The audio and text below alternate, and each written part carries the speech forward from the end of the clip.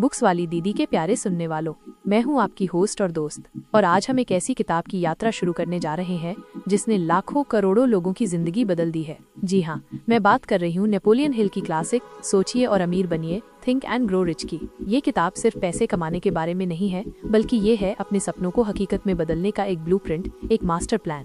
तो चलिए बिना किसी देरी के शुरू करते हैं इसका पहला अध्याय, पहला चैप्टर, जिसका नाम है इच्छा, हर उपलब्धि का प्रारंभिक बिंदु, Dzire the starting point of all achievement. तो दोस्तों, जब हम बात करते हैं सोचिए और अमीर बनिए की, तो सबसे पहला और सबसे जरूरी कदम नेपोलियन हिल बताते हैं इच्छा, डिजायर। अब आप सोचेंगे, इच्छा तो सभी की होती है ना? मुझे भी एक अच्छी कार चाहिए, एक बड़ा घर चाहिए, दुनिया घूमनी है, पर क्या ये सचमुच वाली इच्छा है?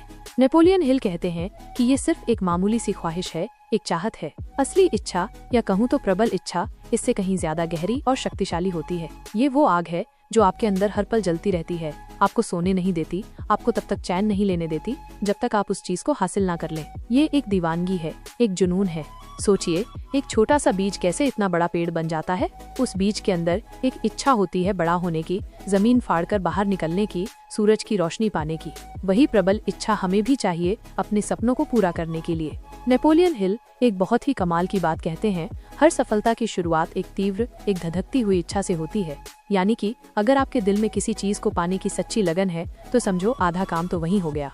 एडविन सी बार्न्स की कहानी, प्रबल इच्छा का जीता जागता उदाहरण। इस बात को समझाने के लिए हिल एक बहुत ही प्रेरणा देने वाली कहानी सुनाते हैं माइनस एडविन सी बार्न्स की। बार्न्स एक बहुत ही गरीब आदमी था, लेकिन उसके दिल में एक आग थी, एक जबरदस्त इच्छा थी। उसे दुनिया के महान आविष्कारक थॉमस अल्वा एडिसन के साथ काम करना था, बिजनेस पार्टनर बनना था। उनके लिए काम नहीं करना था, उनके साथ काम करना था।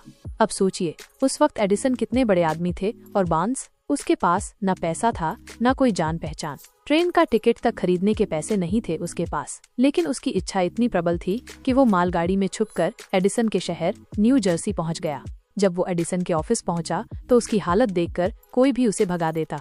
फटे पुराने कपड़े, थका हारा चेहरा, लेकिन उसकी आंखों में एक चमक थी, एक आत्मविश्वास था। उसने एडिसन से कहा, मैं आपसे मिलने आया हूँ, मैं आपके साथ बिजनेस करना चाहता हूँ। एडिसन ने उसकी आंखों में वो जुनून देखा। उन्हें लगा कि ये लड़का कुछ तो खास है। एडिसन ने बाद में कहा था, वो मेरे सामने ऐसे खड़ा था जैसे कोई आम भिखारी हो, लेकिन उसकी आंखों में, उसके चेहरे पर एक ऐसा भाव था जो कह रहा था कि वो जो पाने आया है उसे पाकर ही रहेगा। एडिसन ने उसे नौकरी दे दी, लेकिन वो नौकरी उसकी मंजिल नहीं थी, वो तो बस एक छोटा सा पड़ाव था। बार्न्स को ऑफिस में बहुत छोटा काम मिला, साफ सफाई वगैरह का, लेकिन उसने हार नहीं मानी। वो हर पल तैयार रहता था, उस मौके का इंतजार करता था जो उसे एडिसन का पार्टनर बना सके। उसके दिमाग में हमेशा यही चलता रहता था, मैं एडिसन का बिजनेस पार्टनर बनने आया हूँ और मैं बनकर रहूंगा। सालों बीत गए, बार्न्स वही छोटा मोटा काम करता रहा। लोग उसे कहते थे, क्या पागलपन है, छोड़ दो ये सब। लेकिन बार्न्स की इच्छा कमजोर नहीं पड़ी। वो एडिसन के हर काम को ध्यान से देखता था, सीखता था। फिर एक दिन मौका आया। एडिसन ने एक नई मशीन बनाई थी, माइनस एडिसन डिक्टेटिंग मशीन, जिसे आज हम एडिफोन के नाम से जानते हैं। उनके सेल्समैन को ये मशीन बेचने में कोई दिलचस्पी नहीं थी। उन्हें लगता था ये बेकार है, कौन खरीदेगा इसे। लेकिन बार्न्स ने इसमें अवसर देखा। उसने एडिसन से कहा, मैं इस मशीन को बेचूंगा। एडिसन को भी लगा, चलो कोशिश करने में क्या हर्ज है। और दोस्तों, बार्न्स ने वो कर दिखाया जो कोई नहीं कर पाया था। उसने वो मशीन इतनी सफलता से बेची कि एडिसन ने उसे उस मशीन को पूरे देश में बेचने का कॉन्ट्रैक्ट दे दिया। और इस तरह Edwin C Barnes Thomas Edison का बिजनेस पार्टनर बन गया, सिर्फ अपनी प्रबल इच्छा के दम पर। उसने अपने सपने को हकीकत में बदल दिया। उसका स्लोगन था, एडिसन और बार्न्स। वो अमीर बना, लेकिन उससे भी बड़ी बात ये थी कि उसने साबित कर दिया कि अगर आपके अंदर किसी चीज को पाने की सच्ची और तीव्र इच्छा हो, तो कोई भी रुकावट आपको रोक नहीं सकती। ये कहानी हमें क्या सिखाती है? यही कि सिर्फ सोचना काफी नहीं है, आपके अंदर वो धधकती हुई इच्छा, बर्निंग डिजायर होनी चाहिए, वो आग होनी चाहिए। अपनी प्रबल इच्छा को कैसे जगाएं? नेपोलियन हिल के 6 कदम। अब सवाल ये उठता है कि ऐसी प्रबल इच्छा पैदा कैसे की जाए, कैसे अपनी मामूली सी चाहत को एक शक्तिशाली इच्छा में बदला जाए। इसके लिए नेपोलियन हिल ने 6 बहुत ही प्रैक्टिकल, बहुत ही असरदार कदम बताए हैं। दोस्तों, ये 6 कदम इतने महत्वपूर्ण हैं कि अगर आपने इन्हें अपनी जिंदगी में उतार लिया तो आपकी जिंदगी बदल सकती है। इन्हें ध्यान से सुनिएगा और हो सके तो नोट भी कर लीजिएगा। पहला कदम, निश्चित करें कि आपको कितना पैसा चाहिए। Fix the exact amount of money you Dzire. सिर्फ ये कहना काफी नहीं कि मुझे बहुत सारा पैसा चाहिए, आपको बिल्कुल स्पष्ट होना पड़ेगा। कितना? 1 लाख, 10 लाख, 1 करोड़, एकदम सटीक आंकड़ा अपने दिमाग में बैठा लीजिए। जैसे आप दुकान पर जाकर ये नहीं कहते कि मुझे बहुत सारी चीनी दे दो, आप कहते हैं मुझे 1 किलो चीनी चाहिए। बिल्कुल वैसे ही अपने वित्तीय लक्ष्य को लेकर विशिष्ट होना बहुत जरूरी है। दूसरा कदम, तय करें कि इस पैसे के बदले में आप क्या देंगे। Determine exactly what you intend to give in return for the money you desire. याद रखिए, मुफ्त में कुछ नहीं मिलता। दुनिया में कोई भी चीज मुफ्त नहीं मिलती। अगर आप कुछ पाना चाहते हैं तो उसके बदले में आपको कुछ देना भी पड़ेगा। वो क्या हो सकता है? आपका समय, आपकी मेहनत, आपका हुनर, कोई खास सेवा, कोई नया विचार या कोई उत्पाद। सोचिए, आप ऐसा क्या दे सकते हैं जिसके बदले में लोग आपको वो पैसा खुशी खुशी दे दें। तीसरा कदम, एक निश्चित तारीख तय करें जब तक आपको ये पैसा चाहिए। Establish a definite date when you intend to possess the money you desire. एक समय सीमा, डेडलाइन निर्धारित करना बहुत जरूरी है। मैं अगले 6 महीने में इतना पैसा कमाऊंगा या मैं 31 दिसंबर तक ये लक्ष्य हासिल करूंगा। जब आप एक तारीख तय कर लेते हैं तो आपके अंदर एक तात्कालिकता, अर्जेंसी आ जाती है। काम करने का एक दबाव बनता है, जो कि अच्छा है। बिना समय सीमा के चीजें अक्सर चलती रहती हैं, कभी पूरी नहीं होती। चौथा कदम, एक पक्की योजना बनाएं और तुरंत काम शुरू करें। Create a definite plan for carrying out your desire and begin at once, whether you are ready or not, to put this plan into action. अब जब आपको पता है कि आपको क्या चाहिए, कब तक चाहिए और उसके बदले में आप क्या देंगे, तो एक विस्तृत योजना बनाइए। कैसे आप अपने लक्ष्य तक पहुंचेंगे, क्या कदम उठाने होंगे, और सबसे महत्वपूर्ण बात, योजना बनाने के बाद फौरन काम शुरू कर दीजिए। ये मत सोचिए कि मैं अभी तैयार नहीं हूँ या सही समय आने दो। सही समय कभी नहीं आता। आपको शुरू करना होगा, चाहे आप कितने भी तैयार क्यों ना हो। रास्ते में चीजें आसान होती जाएंगी। पांचवा कदम, ये सब कुछ साफ साफ लिख लें। Right out a clear, concise statement of the amount of money you intend to acquire, name the time limit for its acquisition, state what you intend to give in return for the money, and describe clearly the plan through which you intend to accumulate it. अपने लक्ष्य को, अपनी समय सीमा को, आप बदले में क्या देंगे और अपनी योजना को, इन सब चीजों को एक कागज पर साफ साफ शब्दों में लिख लीजिए। जब हम चीजों को लिख लेते हैं तो वो हमारे दिमाग में और पक्की हो जाती हैं। वो एक प्रतिबद्धता, कमिटमेंट बन जाता है। छठा कदम, दिन में 2 बार इस लिखे हुए कथन को पढ़ें। Read your written statement aloud twice daily, once just before retiring at night and once after arising in the morning. As you read, see and feel and believe yourself already in possession of the money. यह सबसे शक्तिशाली कदम है दोस्तों। आपने जो कुछ भी लिखा है उसे दिन में कम से कम 2 बार पढ़ें। एक बार सुबह उठने के बाद और एक बार रात को सोने से पहले। और सिर्फ पढ़ना नहीं है, उसे महसूस करना है। जब आप उसे पढ़ रहे हों तो अपनी आंखें बंद करके कल्पना कीजिए कि आपने वो पैसा हासिल कर लिया है। आप वो जिंदगी जी रहे हैं। उस खुशी को, उस संतुष्टि को महसूस कीजिए।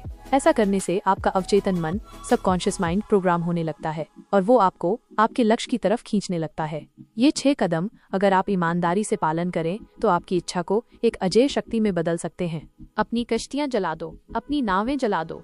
Burn your bridges. Napoleon Hill एक और बहुत महत्वपूर्ण बात कहते हैं, अपनी कश्तियां जला दो, अपनी नावें जला दो। इसका क्या मतलब है? इसका मतलब है कि जब आप किसी चीज को पाने का फैसला कर लें तो पीछे हटने के सारे रास्ते बंद कर दीजिए। कोई प्लान बी नहीं होना चाहिए। जब आपके पास लौटने का कोई विकल्प नहीं होता तो आप अपनी पूरी ताकत, पूरा ध्यान सिर्फ अपनी मंजिल पर लगा देते हैं।